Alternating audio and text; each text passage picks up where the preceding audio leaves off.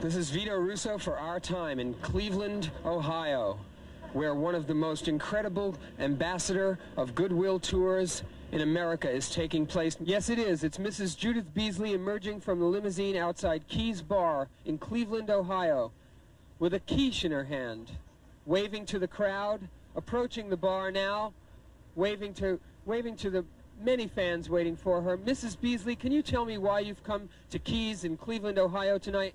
Well, as you may know, it has been publicized in quite a few of the papers across the country. I am on a goodwill tour as a goodwill ambassador on behalf of the League of Concerned Citizens from Calumet City, Illinois, which is my hometown, and I'm so proud of it.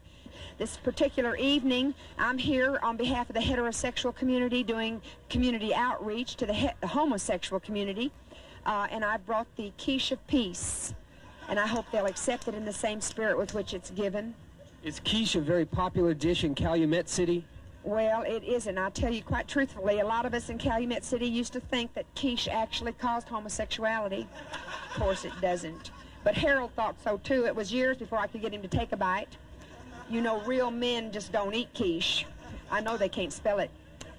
Well, I think I'll go inside now and see if I can't make a little headway in sort of unifying humanity through the breaking down of sexual barriers. Thank you very much. Ladies and gentlemen, the presentation of the Quiche of Peace.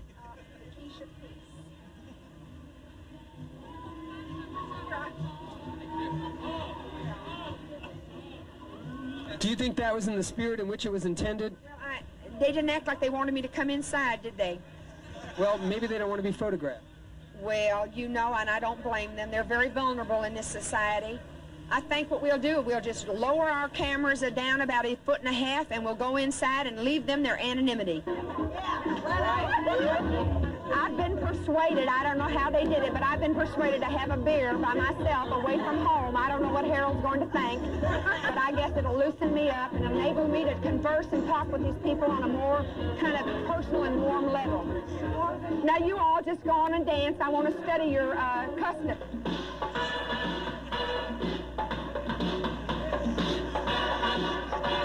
You know, it saddens me because so often as I've traveled around the country visiting these establishments, so many of the young women I've talked to, first of all, they will not let me shoot them from the waist up. And that hurts me deeply. You know, I think it's so important that a person stand up and be proud of whatever it is they are. So for us to shoot them from the knees down, it's as if this part of them does not even exist. And you know, that's where their heart is.